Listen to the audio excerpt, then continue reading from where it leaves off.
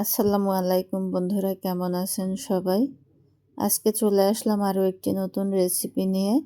আজকে রান্না করব শিং মাছ দিয়ে ব্রোকলি। শিং মাছ দিয়ে ব্রোকলি রান্না করার জন্য আমার যা যা উপকরণ লাগছে এই তো সব কিছু রেডি করে নিয়েছি।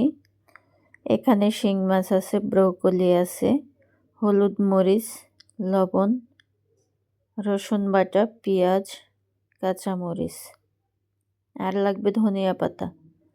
তো এখন আমি মাছগুলোর মধ্যে হলুদ, লবণ আর একটু মরিচ দিয়ে ভালোভাবে মাখিয়ে নেব মাছগুলোকে।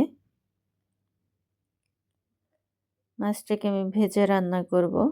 যদিও শিং মাছ ভাজা ছাড়া রান্না করা যায়, কিন্তু এগুলো যেহেতু চাষের মাছ আমি ভেজে নেব।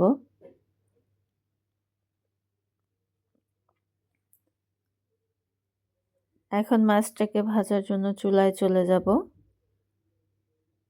পরিমাণ মতো তেল দিয়ে মাছটাকে ভেজে নিব।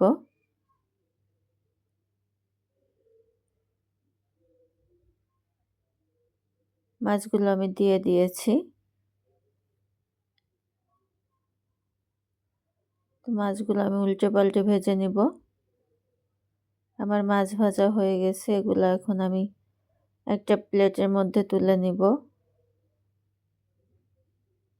এখন এই তেলের মধ্যে আমি পেঁয়াজ কুচি দিয়ে দেব।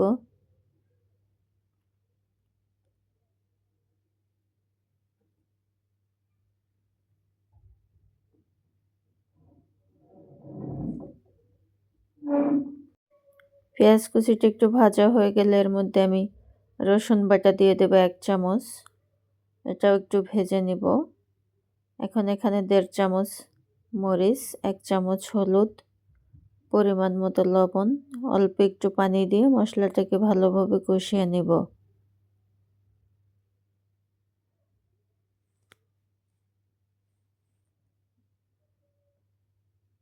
এই তো আমার মশলাটা কষানো হয়ে গেছে। এখন আমি ব্রোকলি দিয়ে দেব এর মধ্যে। ব্রোকলিগুলো অনেক বেশি দেখা যাচ্ছে, কিন্তু না, এটা সিদ্ধ হলে একদম কমে যাবে। এখন আমি ঢাকনা দিয়ে ঢেকে রাখবো। ঢাকনাটা উঠিয়ে আবার একটু নেড়ে চেড়ে দিব।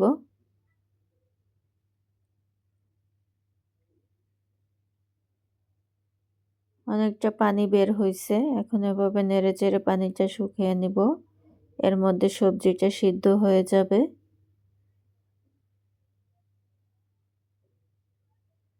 এই তো আমার পানিটা শুকিয়ে গেছে আর সবজিটাও মোটামুটি সিদ্ধ হয়ে গেছে। এখন এর মধ্যে আমি পানি দিয়ে দিব ঝোলের জন্য। বেশি পানি দিব না, সবজিটা অনেকটাই সিদ্ধ হয়ে গেছে, অল্প পানি দিব। ঝোলটা ফুটে আসলে এখন এর মধ্যে আমি মাছগুলোকে দিয়ে দেব। আগে থেকে শিং মাছগুলো ভেজে রেখেছিলাম, মাছগুলোকে আমি দিয়ে দিব। এখন আবার ঢাকনা দিয়ে রাখবো 2 মিনিটের জন্য। চলে আসলাম 2 মিনিট পরে। এখন কাঁচামরিচ দিয়ে দেব এর মধ্যে।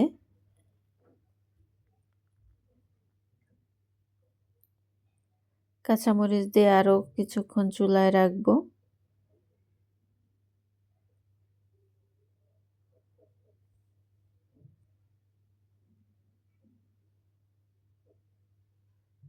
আমার রান্না প্রায় শেষের দিকে।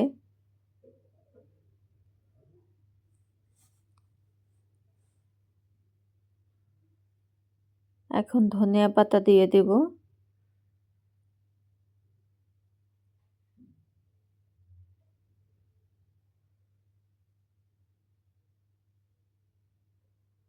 ধনিয়া পাতা দিয়ে আমি আলতো হাতে নেড়ে দিব।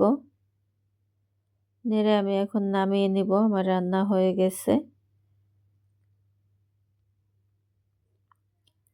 বন্ধুরা, আমার ভিডিওটি যদি ভালো লেগে থাকে আমার চ্যানেলটিকে সাবস্ক্রাইব করবেন। ফেসবুক পেজ থেকে দেখলে ফলো দিয়ে দিবেন। ভিডিওটি দেখার সময় অবশ্যই একটা লাইক দিয়ে দিবেন। আল্লাহ হাফেজ।